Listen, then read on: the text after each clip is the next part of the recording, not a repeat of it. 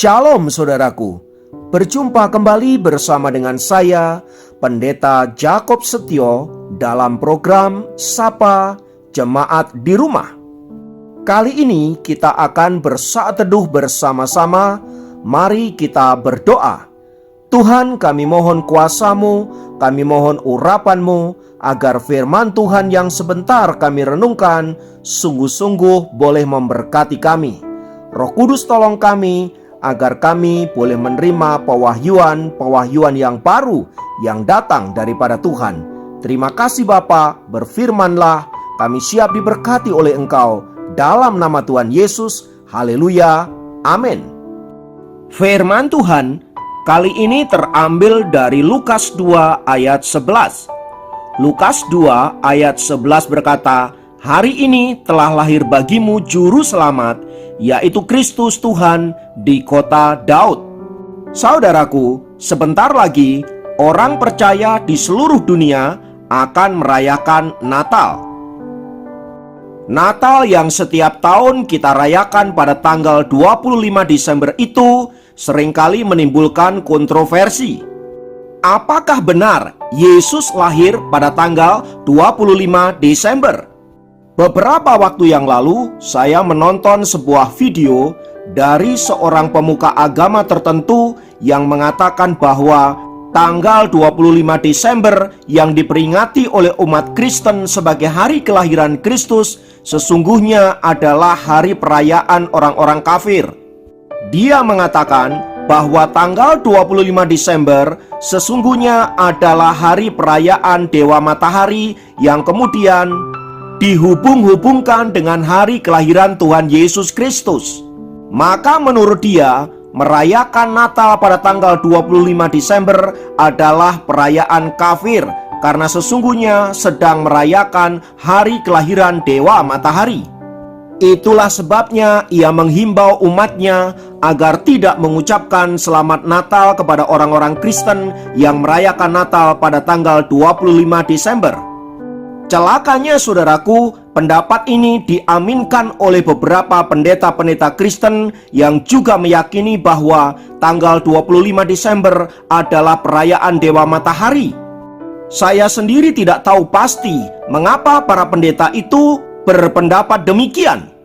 Padahal kalau kita teliti sejarahnya saudaraku, nama Dewa Matahari itu tidak pernah muncul sebelum tahun 400 Masehi.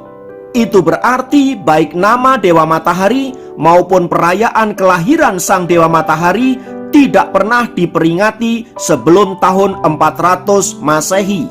Padahal Gereja Tuhan sudah merayakan Natal pada tanggal 25 Desember pada tahun 120-an.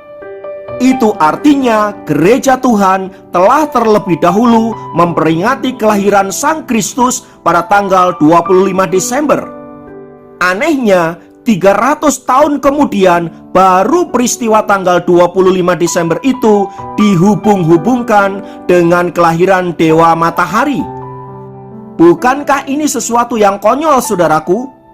Tetapi itulah yang terjadi. Ada begitu banyak opini-opini di luar sana berkeliaran begitu rupa yang sebenarnya tujuannya untuk mendegradasi soal kelahiran Kristus, apakah benar tanggal 25 atau tidak. Tujuan semua itu adalah untuk menggugat ketuhanan Yesus. Bahwa sikap orang Kristen mentuhankan Kristus itu adalah sebuah kekeliruan, apalagi memperingati setiap tahun sebagai bentuk pemujaan dewa kafir.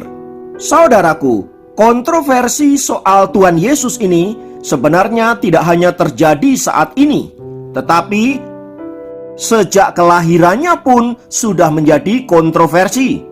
Sebab bila dia adalah Tuhan dan Raja, mengapa lahir di tempat yang terhina?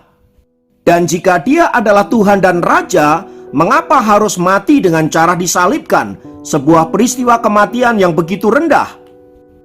Dan masih banyak pertanyaan-pertanyaan tentang siapakah sesungguhnya Tuhan Yesus itu.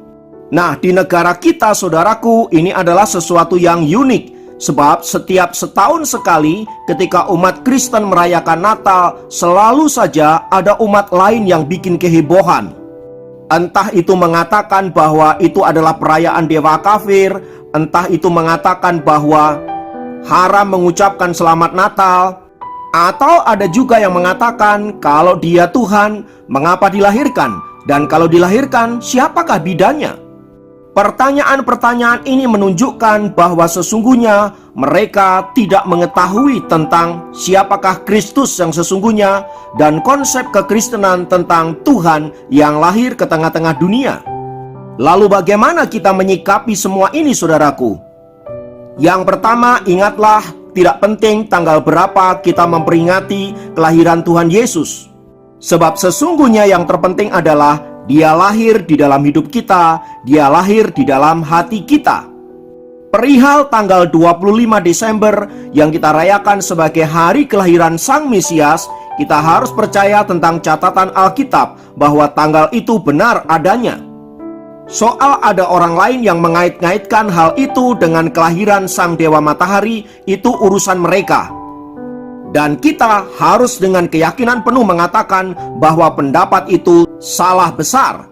Sebab jauh sebelum peristiwa kelahiran Dewa Matahari dan perayaan-perayaannya, orang Kristen sudah merayakan Natal pada tanggal 25 sebelumnya. Yang kedua, kelahiran Kristus ke tengah-tengah dunia adalah bentuk dari kasih Allah yang nyata. Ia pada awalnya adalah firman, tetapi firman itu kemudian menjelma menjadi sang daging atau manusia di dalam Yesus Kristus. Sebagaimana yang dicatat di dalam Injil Yohanes pasal 1 ayat 1, di sana mengatakan firman itu yang tadinya adalah Allah dan bersama-sama dengan Allah, ia datang ke tengah-tengah dunia menjadi manusia. Jadi yang menjadi manusia itu adalah firman Allah. Pertanyaannya, apakah mungkin firman Allah menjadi manusia? Jawabnya, apakah ada yang mustahil bagi Tuhan? Bukankah dalam perjanjian lama, Allah seringkali menyatakan diri dalam bentuk-bentuk yang real? Misalnya dalam bentuk tiang awan dan tiang api, dalam bentuk nyala api ketika Musa ada di padang gurun, dalam bentuk burung merpati, dan dalam bentuk-bentuk yang lainnya. Maka kalau ia kemudian menjelma menjadi manusia, itu sesuatu yang sangat mudah sekali, saudaraku. Masalahnya, ini yang tidak diterima oleh kebanyakan manusia. Kok Tuhan menjadi manusia? Tetapi lucunya, mereka tidak pernah komplain Sang firman Allah itu menjadi kitab suci. Yang jelas-jelas adalah benda mati.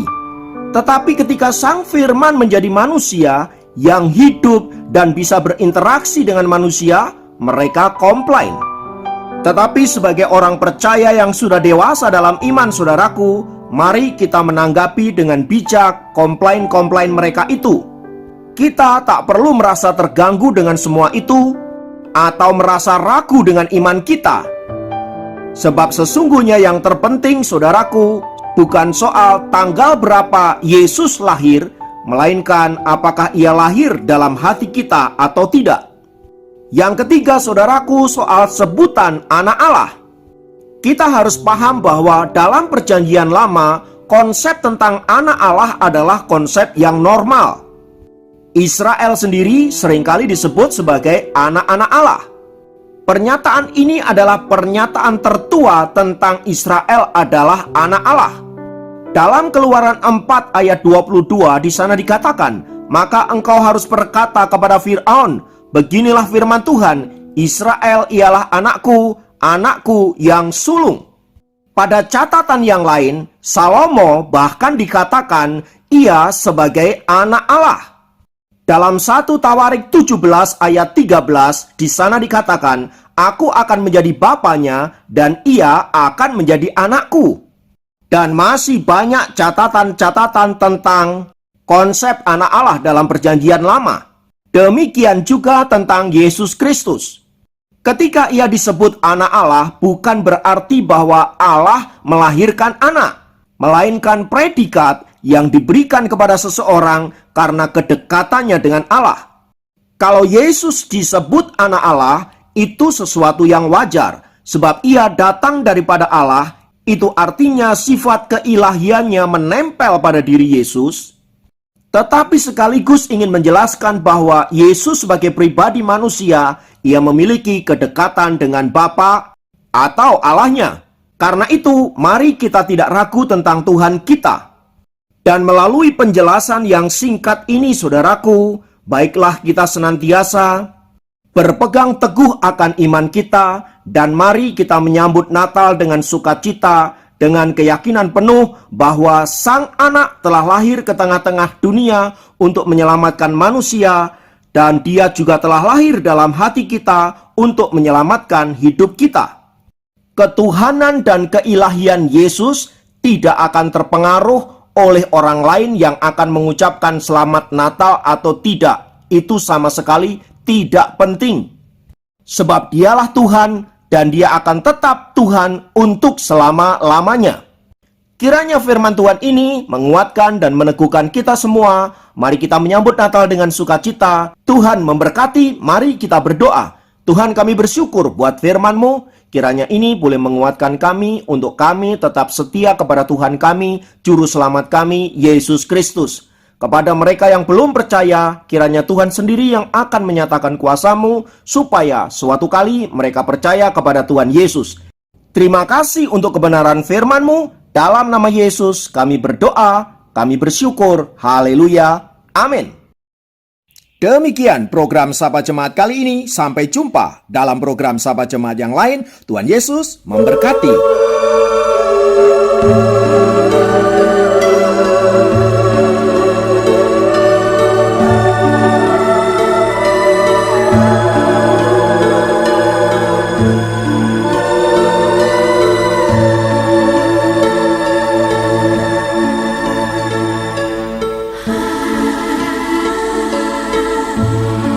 Selamat hari jadi Tuhan Yesus. Mama bilang pada suatu malam telah lahir bagi kami semua Juru Selamat manusia, yaitu Engkau Tuhan Yesus Kristus.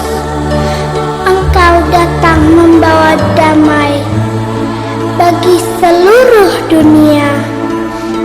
Kami cinta padamu Yesus. Tinggallah dekat kami dan jagalah kami.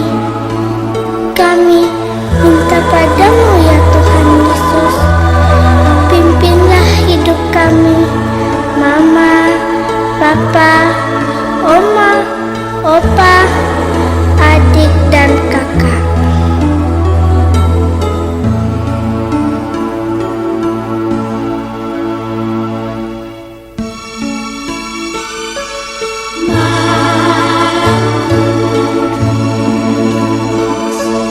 Yesus.